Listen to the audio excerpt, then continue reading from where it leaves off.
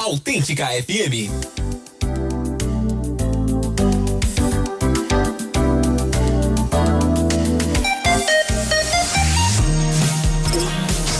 Autêntica. FM.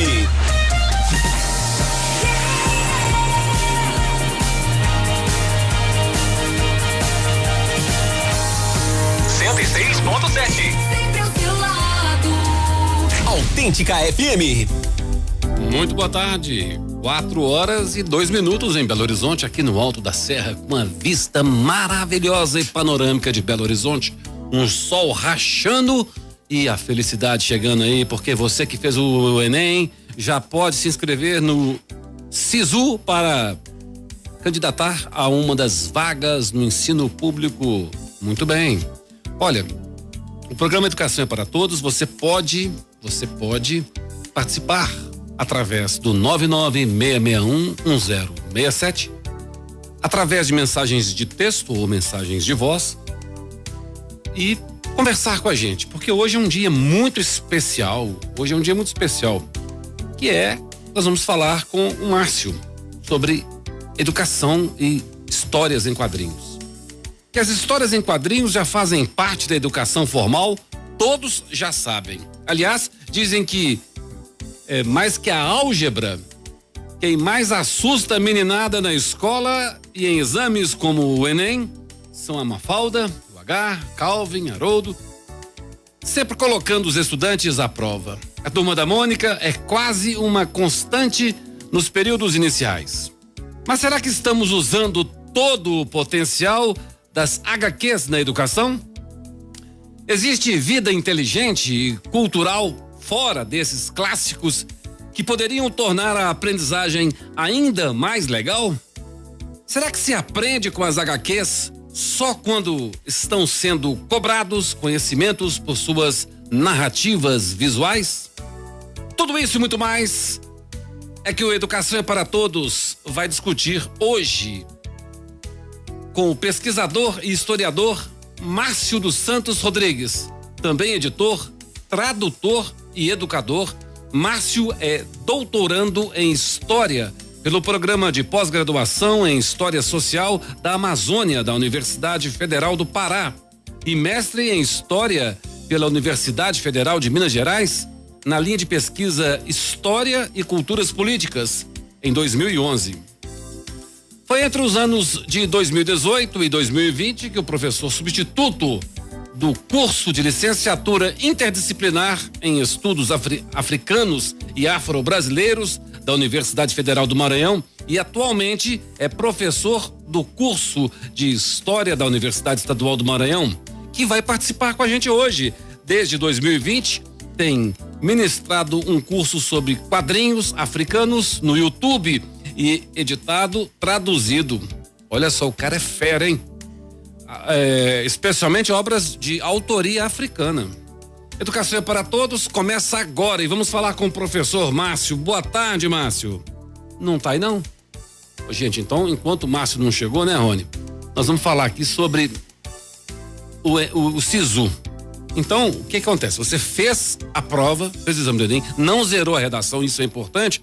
Aí você se inscreve no SISU e escolhe ali duas opções para você fazer um curso superior. Importante. São cursos presenciais em instituições de ensino superior federais. Boa tarde, Márcio. Boa tarde, tudo bem, Luiz? Que prazer enorme ter você aqui conversando com a gente e muito obrigado por aceitar o convite de participar do programa. Tudo bem, agradeço bastante pelo convite. Cara, eu tô vendo seu currículo aqui, você é um cara, assim, muito habilitado para poder falar sobre histórias em quadrinhos, hein? Que bacana. Agradeço. Eu acho que no meu currículo dá para perceber que grande parte do meu foco são as histórias em quadrinhos, né? É verdade. Então acabo tendo uma relação muito com o campo de pesquisa, ensino, extensão. Eu achei interessante porque você faz uma analogia, um paralelo entre a história em quadrinho e a história como um todo, não é verdade? Sim, a minha formação no campo da história, eu sou graduado, mestre e atualmente estou terminando meu doutorado. Vou defender o doutorado esse ano, daqui a poucos meses. Já está defendendo, né? O doutorado. Que bacana, Sim. Parabéns, Márcio. Agradeço. Que bacana, né? E antes eu queria relembrar a nossa introdução e te perguntar por que você acredita que os educadores gostam tanto de usar histórias em quadrinhos na história básica, né? Na educação básica. Porque você vê aí até em concursos, tem sempre uma tirinha, tem sempre uma ilustração. Por que você acha isso, hein? Olha, tem uma questão muito relacionada à dimensão da imagem. Só que para a gente ler imagens não é tão fácil assim. Uhum. Grande parte da conversa a respeito do uso de histórias em quadrinhos demanda também um conhecimento mais aprofundado de como se lê as imagens. É multimodalidade, né? Sim, eu particularmente, no campo da história, na formação, ela não me gabaritou a tratar a imagem. Só que, de certo modo, todo pesquisador de quadrinhos acaba sendo um tanto autodidata e tendo que transitar em outros campos. Uhum. Porque, geralmente, o campo da história ele não dava essa base.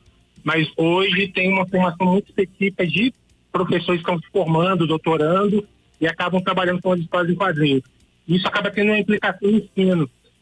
Quando tem geralmente uma questão no vestibular sobre imagem, sobre quadrinhos, o índice de acerto é baixo, é muito baixo. Porque, no geral, não se aprende a ler imagem na educação. Entendi. Porque esse aspecto uma imagem é um texto, né? Um texto escrito é um texto, uma foto é um texto, um desenho é um texto, e quer dizer muita coisa, né? Porque você tem várias maneiras de passar a sua mensagem através de um desenho, né? Sim.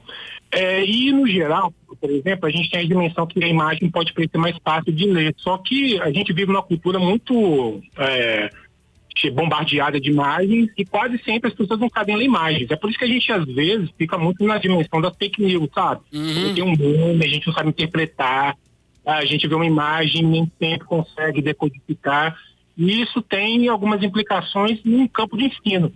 Por isso, às vezes, um trabalho sobre histórias em quadrinhos para professores demanda ter uma capacitação para trabalhar com esses materiais em sala de aula. Então, olha só. Quando a gente pensa assim, é uma poluição visual, porque é um bombardeio de fake news, de imagens poluídas e tal. E acho que dá uma certa uma mascarada no contexto artístico aí das histórias em quadrinhos, né? Sim. E para ler histórias em quadrinhos, a gente tem que ter uma espécie de alfabetização visual. Porque nem sempre é fácil ler uma história em quadrinhos. A gente pode parecer que é uma linguagem mais simples, mas não. Fazer quadrinhos é muito complicado. Vou imaginar fazer uma tirinha em que tem um início, meio e fim, que você vai conseguir tentar traduzir isso em 3 quadros. Uhum. Não é todo mundo que faz isso, sabe? Então, o quadrinista ele tem um trabalho muito sofisticado de elaboração mental do que ele vai tentar construir de sentidos através das histórias em quadrinhos. E no caso das histórias em quadrinhos também, por parte do destinatário da mensagem, né? Ele precisa ter também um letramento de desenho em quadrinho para começar a compreender a lógica de funcionamento. Não só o profissional que vai elaborar as tirinhas, mas a população de maneira geral precisa de ter esse conhecimento de qual é a mensagem que pretende passar em um como é que fala? Um storyboard, né? Um quadrinho que vai mostrando ali. Não é fácil isso, essa comunicação, essa linguagem, né? E hoje as histórias em quadrinhos pode parecer que elas são disseminadas socialmente, mas não. O público leitor de quadrinhos hoje é bastante restrito. As histórias em quadrinhos é algo de uma cultura de nicho. São muito poucos leitores e isso está muito associado hoje com o preço das histórias em quadrinhos. Se você for comprar, por exemplo, um quadrinho mais barato, talvez seja a Turma da Mônica, mas mesmo mangá, que às vezes é associado a uma cultura mais juvenil, jovem, o mangá é muito caro, é uns R$29, 24, 30 ou até mais, que adolescente tem esse padrão aquisitivo para comprar. Então acaba sendo que os histórias em quadrinhos hoje acaba se tornando algo muito nichado mesmo. Quando você vê essas histórias em quadrinhos aí, que a pessoa não olha ali e não entende nada, porque existe também uma relação entre um contexto histórico, uma relação entre o contexto político, a realidade social, né? Que é uma necessidade que a pessoa tem que ter para poder compreender aquela ideia, para saber de que se trata o assunto, né? Se ele não consegue acompanhar, por exemplo, uma política, ele não vai conseguir entender uma história em quadrinho que está fazendo algum comentário, alguma analogia disso, né? Sim. Embora as histórias em quadrinhos também, elas possam ser lidas do ponto de vista do entretenimento. Mas mesmo as histórias em quadrinhos, elas que têm uma pretensão de pueril, né, ou então de entreter, elas têm questões políticas, porque elas são produzidas num contexto. Vamos imaginar, tipo, um quadrinho que a gente pode parecer que é mais simples, como Luluzinha. Luluzinha foi criado por uma mulher na década de 1930, com questões ali que são muito de uma primeira onda de discussão do feminismo. Não é sem razão que a gente vê ali toda aquela tensão entre o universo do feminismo e do masculino, que tem inclusive o clube do Bolinha, sabe? Então, fazer uma comparação entre, por um lado, a Luluzinha, por outro lado, o Bolinha, né? Sim, então ali naquele quadrinho já tem umas questões que são bem apresentadas da maneira como a sociedade se percebe, em noções de gênero, em noções que são contextuais. E mais ácido, né? Todas as histórias em quadrinhos são históricas. A gente tem aquela dimensão de pensar, quadrinho histórico. Quadrinho histórico seria um quadrinho com a temática ambientada, sei lá, no Império. Ou então quadrinho a respeito de um contexto histórico, como Asterix, né? Ou então o Tintin. Mas todo quadrinho é histórico. A Mafaldinha, ela vai mais pra um lado mais assim, cultural, né? Mafalda do início, ela não tinha essa pegada política, não. Depois ela vai sendo construída dessa forma. Porque tem uma história das histórias em quadrinhos que a gente precisa conhecer também. Então vamos lá. Vamos saber como é que é a origem das histórias. Olha, essa questão de origem, ela é um tanto complicada. Eu, particularmente, como historiador, eu sou daquela posição que é um tanto infrutífero a gente querer saber quem foi o primeiro criador das histórias em quadrinhos. Porque isso às vezes é arbitrário. No Brasil, por exemplo, se atribui a ideia, no geral aparece nas pesquisas, que era o Ângelo Agostini. Só que tem exemplos que são anteriores ao Ângelo Agostini, tipo o Fison, né? Aí, geralmente, se fala o seguinte, o Ângelo Agostini ele teria criado as histórias em quadrinhos. E só que nos Estados Unidos tem uma ideia de um criador de histórias em quadrinhos, que é o criador lá do Yellow Kid. Só que antes do Yellow Kid tem um criador que seria o Rudolf Toff. E tem gente que vai voltando no passado e fala que as histórias em quadrinhos seriam desde a pré-história. Só que isso aí não tem o menor sentido. Por quê? Porque as histórias em quadrinhos, para definir o que são histórias em quadrinhos, a gente tem que pensar na maneira como nós hoje entendemos. Talvez um homem como o Ângelo Agostini, lá no século XIX, ao trabalhar com aquelas imagens em sequência, em simultaneidade, se a gente fosse voltasse naquele tempo, perguntasse para ele o que ele estava fazendo, bem possível que não fosse quadrinho, porque não existia cultura de quadrinhos naquela época. A gente entende que eles fazem quadrinhos hoje, mas a gente acaba atribuindo ao passado. Vamos imaginar, tem gente que fala, querendo dar uma origem nobre para as histórias em quadrinhos, que elas seriam surgidas na pré-história. Só que se a gente voltasse naquele tempo e perguntasse para um homem, né, lá do Paleolítico, que ele estava desenhando nas paredes, para ele ia falar, olha, aquilo ali tem função ritualística, não tem a mesma função que a gente tem da cultura de imprensa, de um gosto burguês, de um colecionismo. Não existia colecionismo de pinturas rupestres, sabe? Então tem tudo isso que acaba tendo impacto da maneira como a gente concebe histórias em quadrinhos. Então falar qual foi a primeira história em quadrinhos de todos os tempos, não tem resposta. Não tem resposta. Uma linguagem. Agora, no Brasil, assim, a gente tem um ícone que nos marcou muito, que é o Maurício de Souza, né? E também umas outras aí, de Tio Patinhas, que são, assim, a representação das histórias, das revistinhas em quadrinhos que a gente ia buscar na banca, né?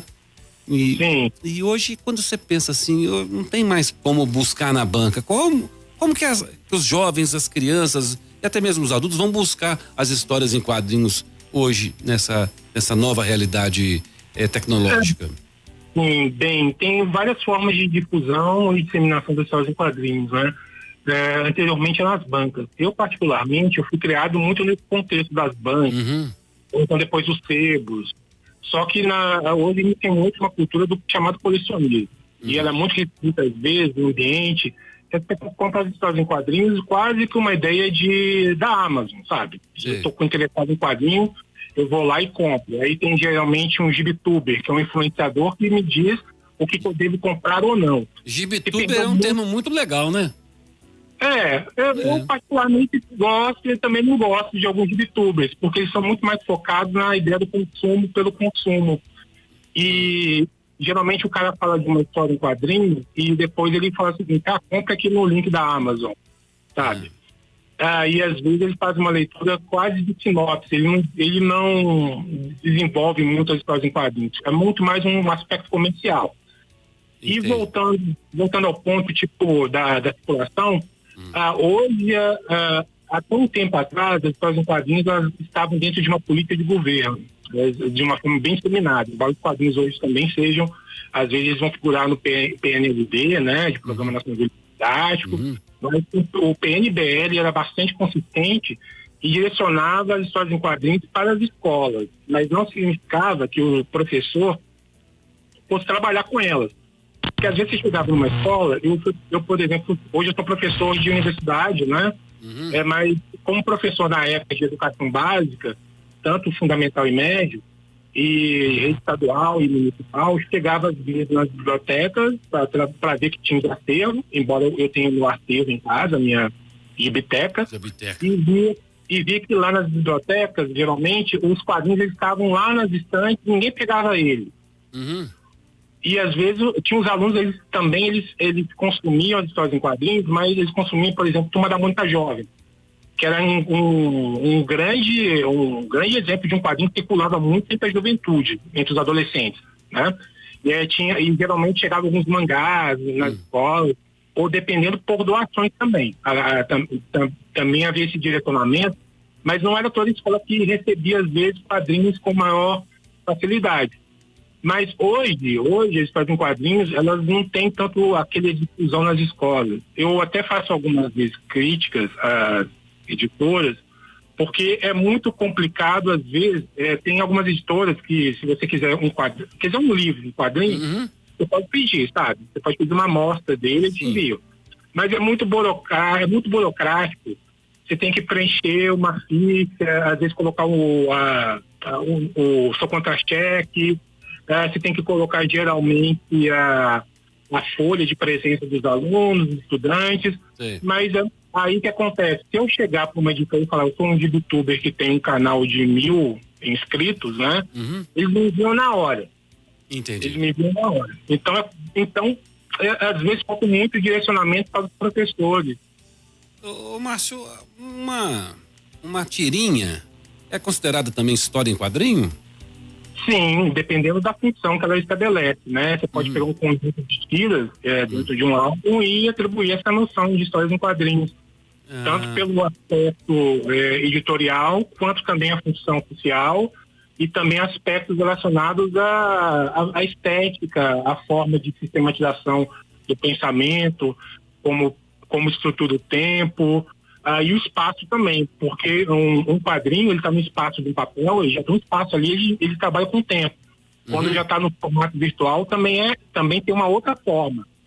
Quando era no papel, lembro de acompanhar pelas redações de jornais, o ilustrador, né, no caso, ele fazia no nanquim, que é uma técnica assim árdua de ser realizada. Portanto, o trabalho criativo ficava um pouco assim mais trabalhoso, né? E hoje, com o advento das tecnologias digitais, com os programas de vetorização de personagens que vão dando um certo um dinamismo para que você possa produzir melhor, mais e com mais qualidade, a colorização. Essas ferramentas fizeram alguma mudança no conteúdo das histórias em quadrinho? Elas, no caso, elas têm processos técnicos, né, que foram incorporados dentro da nossa concepção do tempo de hoje, né? Porque no passado também, sempre existia tecnologia. Por vezes a gente tem aquela noção de pensar, no passado era menos tecnológico, sabe? Nossa época é mais avançada. Quando, na verdade, cada época tem um padrão técnico, né? Acetato, né? Aquelas coisas de fazer a ilustração por partes, né? De acertar, aproveitar um corpo de um personagem, colocando movimentos e para poder fazer. Era um trabalho que tecnologicamente muito artístico, né? Sim, artesanal mesmo e muito sofisticado do ponto de vista técnico. Hoje a gente faz quadrinhos de uma forma totalmente diferente, porque tem um padrão tecnológico que é do nosso tempo, sabe? Mas essa incorporação de ferramentas digitais, ela muda a ideia de quadrinhos. Porque a gente tem um padrão, às vezes, de colorização. Fica imaginando, tipo um super-homem. Super-homem só é daquelas cores mesmo que a gente vê, não é porque ele é americano, não. É porque naquela época havia o padrão de cores que eram primárias, sabe? A paleta de cores, né? Por isso que o super-homem ele é azul, vermelho e amarelo. Porque dentro daquela concepção técnica da época, aquilo era o que estava disponível dentro do mais sofisticado que tinha. E hoje a gente vai ver um personagem, tem outra ideia de cores também, mas eu fico imaginando daqui a de 100 anos. Se os quadrinhos estiverem existindo, não quer dizer que eles vão estar mais avançados, quer dizer que vai ser o padrão técnico daquela época. Porque a modelagem tridimensional também interfere nessa produção de histórias e quadrinhos também, né? Porque os personagens passam a ser em 3D e fica mais volumétrico, né? Porque sim. E mais realístico também quanto mais o tempo vai passando, mais os desenhos vão ficando mais com realismo, né? E perde um pouco desse charme de ver a coisa plana, chapada do outono, assim. Isso aí muda assim, no prazer de assistir, no prazer de ler as histórias. Mas tem de tudo também, Cláudio. Por exemplo, tem esse formato aí, mas ainda permanece aquele formato mais antigo. Depende do autor. Tem uma autora que é a Melina Guebi, ela fez alguns quadrinhos com o nome meu, ela usa até aquarela. Ou então, em Minas Gerais aí tem o Lelis, né? Não sei se você conhece. Não. O Lelis, ele fez lá o Lelis, sim, claro. Marcelo Lelis. E o Marcelo Lelis, ele tem uma arte bem particular, que ele usa aquarela. Só que trabalhos mais recentes, ele estava emulando aquela questão da aquarela através de ferramentas digitais, a ponto das pessoas pensarem que aquilo que ele estava fazendo digitalmente era na aquarela. Mas não era aquarela, era digital. A Mônica Bolina, ela produz as artes dela em aquarela, mas na aquarela mesmo, né? É uma coisa maravilhosa, né? Agora, sim. Com relação à educação, né? Vamos tentar aqui fazer uma incorporação da história em quadrinho na educação, né? Quando é que as escolas elas começaram a descobrir assim um potencial das histórias e quadrinhos na educação? Olha, tem alguns marcos que eu poderia dizer, né? Por exemplo, desde os anos 80 tem algumas tentativas de transformar as histórias em quadrinhos em materiais didáticos, dentro daquele processo também que tinha da abertura política. Aí tem algumas obras como a do Angelico, ali no Murituás, né? Que acabava entrando nas escolas. Mas também teve a questão do PNBE, né? A partir de 2006 acabou tendo uma introdução das histórias em quadrinhos dentro das escolas, muito da onda daquelas adaptações literárias. Só que o verdadeiro potencial das histórias em quadrinhos na educação ainda está para ser descoberto. Temos muito caminho aí para trilhar, né? Sim. Aí, voltando aqui ao ponto da nossa conversa inicial, né? Demanda ter essa ideia de alfabetização. O letramento. Quadrinhos, e aprender com o letramento mesmo, né? De como ler quadrinhos em sala de aula, como trabalhar na história, na geografia, na matemática, na física. É interessante, né? E quais são os lugares, assim, na educação formal que você acredita que cabe o uso de histórias em quadrinhos? Olha, o meu campo é da história. Eu trabalho as histórias em quadrinhos como fonte e objeto para ensino de história e também para pesquisa. Se eu quiser trabalhar, por exemplo, com um quadrinho sobre Idade Média, eu posso trabalhar no tema dele, sabe? O quadrinho ele representa a Idade Média, mas eu posso falar também que esse mesmo quadrinho da Idade Média, se ele foi produzido nos anos 90 ou na década de 1920, ele fala tanto da Idade Média quanto da época que ele foi produzido também. E então dá para trabalhar a história em quadrinhos das mais variadas temáticas. O meu tema mesmo hoje do doutorado, que eu estou finalizando, é a representação da Amazônia nas histórias em quadrinhos. Que bacana, que bacana. E eu trabalho também com quadrinhos de autoria africana, tanto como tradutor, editor e pesquisador. Vamos falar mais sobre isso? Sim.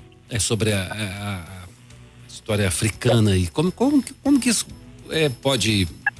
Fala um pouquinho sobre o seu trabalho, a sua pesquisa, para a gente entender um pouquinho. Muito curioso o assunto. Atualmente eu tenho feito um trabalho mais no sentido de difusão, de promoção e tentativa de viabilização de algumas obras de autoria africana no Brasil. Ano passado acabei tendo envolvimento com o mercado editorial e eu comecei a fazer curadoria, tradução e edição de obras africanas. Só que essas obras que estão no Brasil, elas cumprem uma função social. Sim. Então não há uma perspectiva meramente mercadológica. Às vezes, dialogando com editores, dava para perceber que eles não estavam não interessados nessa perspectiva de uma responsabilidade social, porque o nosso país era um país da diáspora, da diáspora africana, né? Com escravidão, com uma relação com a África, e às vezes estavam querendo surfar numa ideia do chamado black money, sabe? E traduzindo, querendo tirar dinheiro de pessoas pretas, né? Sim. E querendo surfar, às vezes, nessa onda sem responsabilidade. E querendo traduzir de qualquer forma. Aí você olha um quadrinho que é cheio de termos africanos. E os editores lá queriam eliminar tudo isso. Que é bem complicado, porque tem um nome que começa, inclusive, com R, né? E tudo, de uma prática que ela é hostil. Então, meu trabalho é muito intenso de chamar atenção para essa valorização da cultura, das culturas africanas, de um entendimento mais aprofundado sobre o continente africano, que é um continente muito tapetado, com mais de 50 países, e perceber a importância dessas obras para a gente entender a ideia de quadrinhos também, porque elas têm uma outra forma de sistematizar o pensamento. Eu nem sei se eu estou falando muito rápido. Não, tá tranquilo, tá ótimo. Mas...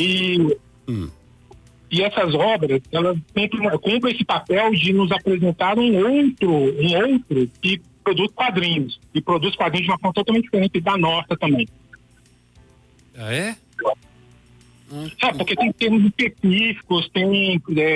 Dialeto, tem, né? Eu traduzi um quadrinho que ele tinha, olha só, ele tinha 5 línguas dentro dele.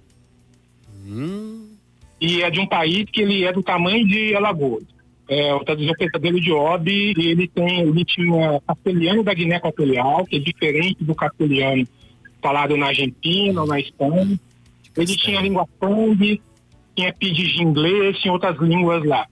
O que a gente vai fazer? Vai passar o trator em cima da Guiné Equatorial e vai colocar tudo em português? Entendi. Eles vão fazer mais multilingüe, né? É um país multilingüe, porque no Brasil a gente acostumou a pensar que a gente só fala uma língua só. No Brasil a gente acha que só tem o português, né? Quando a gente tem várias línguas no Brasil, né? Verdade. A gente está acostumado a ver as histórias de quadrinhos, assim, como Turma da Mônica, o Haroldo, Mafalda, são clássicos, né? E também apenas uns dos gêneros de quadrinhos, né? Que são as tirinhas.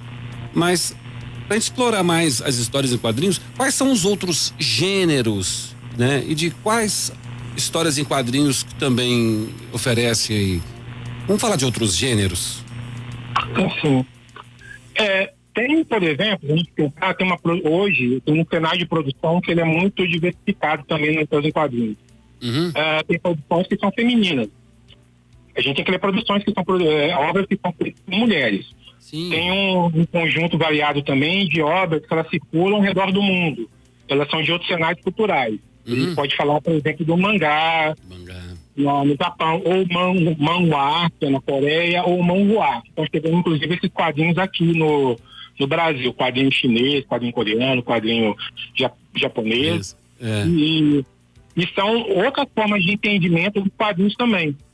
Além disso, quando a gente fala de quadrinhos nos Estados Unidos, né, tem um cenário que é muito também plural, sabe? Muito variado. A gente não pode reduzir quadrinhos nos Estados Unidos a super-heróis, sabe? Entendi. Mas no caso aqui, por exemplo, o quadrinho ele consegue, por ser uma condição imagética, ele consegue ser também multilingüe, né? Por exemplo, pela próprio entendimento, independente do rodapé ali da tradução do texto escrito na língua, no idioma, ele pode ser uma linguagem universal, assim, vamos dizer? Olha, eu particularmente eu penso muito nessa noção, nas minhas pesquisas mesmo, qual que é o limite dessa ideia de universal ou então muito particular. Tem algo que é universal, porque esses quadrinhos eles podem, de certa forma, ser traduzidos, sabe?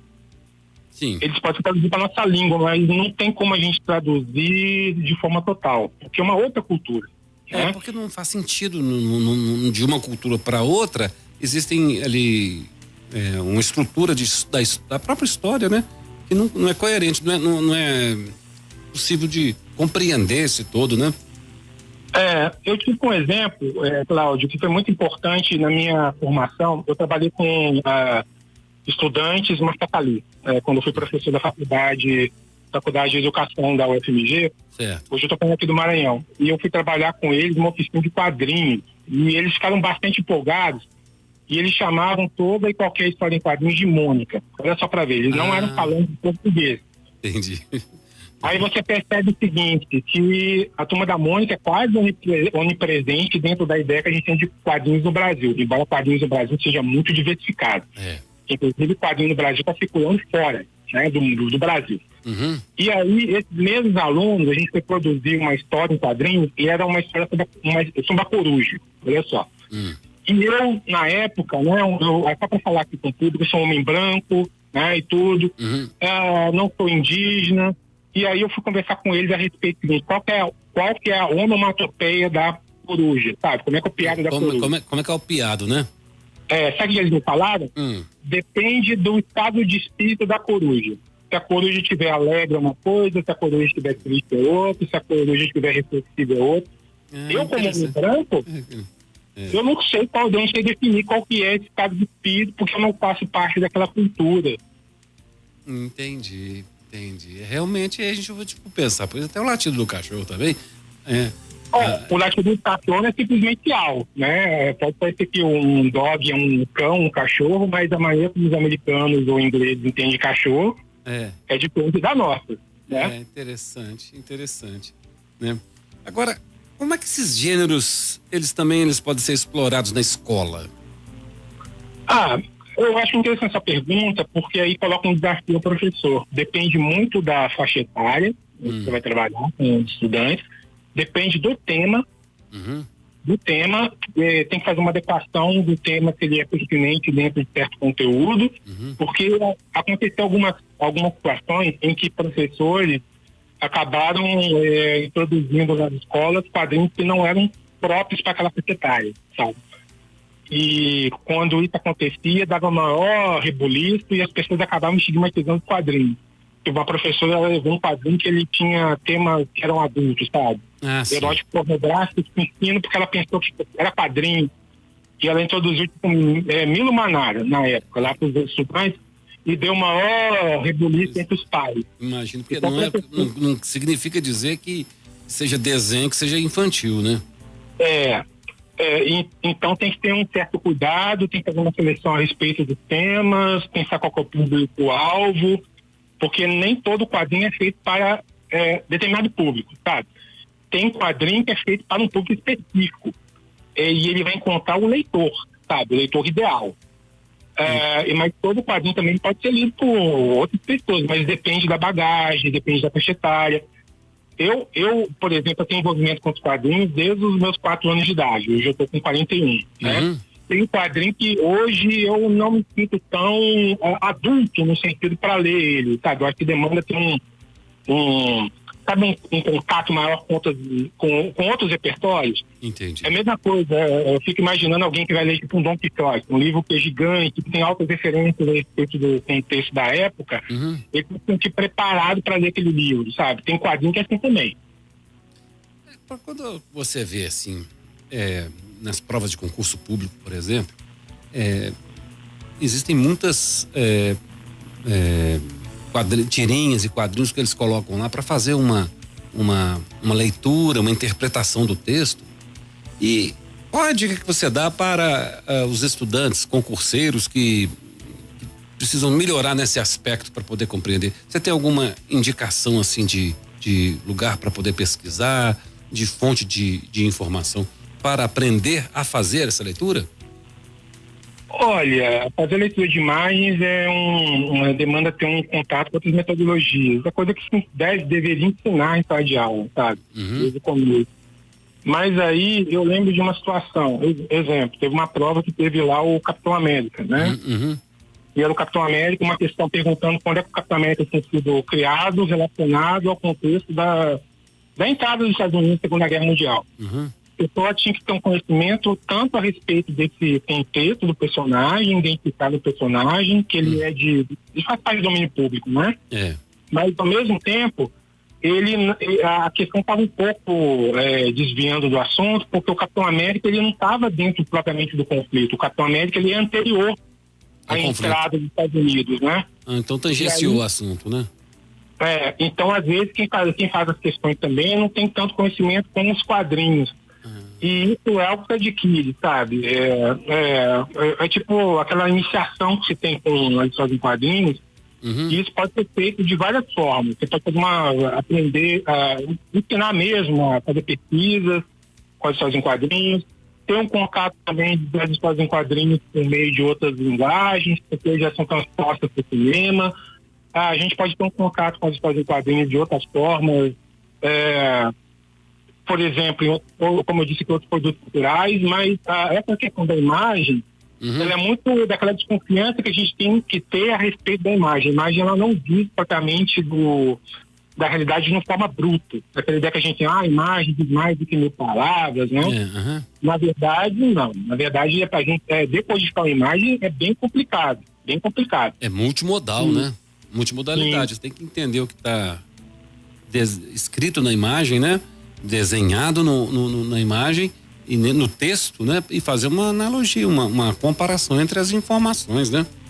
Sim, e tem que saber do contexto também daquela imagem, né? É igual, você citou um exemplo, Mafalda. Na minha dissertação, que foi sobre Guerra Fria, teve uma tia da Mafalda que ela tá, resumindo assim, ela tá com os pais, né? Estão vendo a foto, estão vendo o telejornal. E aí está vendo uma notícia que um país bombardeou outro. Aí que a Mafalda faz, ela dá um grito, bum! Aí os pais tomam um susto. E ela fala o seguinte: paranoia, como se fosse tipo paranoia coletiva, né? Você tem que entender o contexto da Guerra Fria para ler aquele quadrinho. E por isso que é um letramento mesmo, né? Você tem que ir crescendo. Isso é importante para começar desde as séries iniciais, né? Sim. Todo quadrinho histórico. Turma da Mônica tem questões que são do tempo de hoje, sabe? Tem questões que são muito diferentes da época quando foi criado. Mas dá para ler histórias em quadrinhos tentando aprender também história ou geografia. É igual quando quadrinhos africanos. Nem sempre a gente tem um contato com os países africanos. A gente, de modo geral, as pessoas não sabem perguntar para elas o seguinte: olha, defina os países europeus no mapa. Talvez as pessoas consigam fazer isso. Mas se perguntar, defina os países africanos no mapa, no continente, né? No continente africano. Mas quando você vai trabalhar com histórias em quadrinhos africanos, você sabe a respeito da localização geográfica, você sabe a respeito das línguas, dos costumes. Eu por exemplo, traduzi um quadrinho da Guiné Equatorial. Eu traduzi um autor que era do Senegal, né? Eu traduzi um autor que era da África do Sul. Outro que era, por exemplo, do Camarões, né? Do Camarões. E uma obra que ela era de um autor da Costa do Marfim, mas editada por um camaronês, mas desenhada por gente da Ilha do Maurício, Madagascar. Olha só como é que vai fazer a fotografia. Interessante, hein? Existe ali uma possibilidade de aprender muito com os quadrinhos, né? Sim. Ô, Márcio, pode falar. Eu particularmente me sinto uma pessoa que a minha constituição mesmo como pessoa, ela foi muito relacionada nesse diálogo com as histórias em quadrinhos, desde na minha experiência, né, da minha vivência. E aprendi bastante com as histórias em quadrinhos, e o gosto que eu tenho por outras leituras meio condicionado por isso também, né? Que bacana, né? Olha, é muito bom ter você aqui, falar com a sua seu brilhantismo aí sobre histórias e quadrinhos, uma coisa que eu nem imaginava, né? Você falou aí que sobre o continente africano, eu nunca pensei que não, porque é importante isso, tem tanta coisa que a gente tem que aprender, não é verdade? Sim. Muito bom. Márcio, muito obrigado pela sua participação aqui no programa, muito enriquecedora e brilhante a sua fala aqui com a gente. Eu que agradeço pelo espaço e também desejo boa tarde aos ouvintes e ouvintes. Muito obrigado, muito obrigado. Gente, Obrigado fica por aqui o programa Educação é para Todos, que acontece todas as quintas-feiras, às 4h, pela Autêntica 106,7. E você pode participar na próxima semana com a participação do professor Cláudio Magalhães, que vai falar sobre as notícias da educação no mês de fevereiro. Nós temos muita coisa para aprender, muita coisa para poder ir acompanhando aqui nos processos, que a gente vai sempre trazendo uma pessoa aqui que vai enriquecendo a nossa cultura, enriquecendo os nossos saberes, e sempre a gente está sempre aprendendo. Isso é muito importante. Muito obrigado a vocês que estiveram aqui na audiência da 106,7, e você vai seguir a programação com a Tarde Total e o Rony de Souza, que faz um trabalho maravilhoso aqui na rádio, todas as quintas-feiras. Muito legal. Olha, com os trabalhos técnicos de Rony de Souza, produção de Cláudio Magalhães, Vera Inês Rodrigues e coordenação de Deisiane Avelino, com apoio cultural da Faculdade Multivix, EAD Polo Santo Antônio, fica por aqui o programa Educação é para Todos. Professores, bacana, Rony. Protetores das crianças do meu país, eu gostaria de um discurso bem mais feliz, porque tudo é educação, é matéria de todo tempo. Ensinem a quem sabe de tudo a entregar o conhecimento. Ensinem a quem sabe de tudo a entregar o conhecimento. Na sala de aula é que se forma um cidadão. Na sala de aula é que se muda uma nação. Na sala de aula não há idade nem cor, por isso aceite e respeite o meu professor. Na sala de aula é que se forma um cidadão. Na sala de aula é que se muda uma nação. Na sala de aula não há idade nem cor, por isso aceite e respeite o meu professor. Batam palmas pra ele, batam palmas pra ele, batam palmas pra ele, que ele merece. Batam palmas pra ele, batam palmas pra ele, batam palmas pra ele, que ele merece. Professores,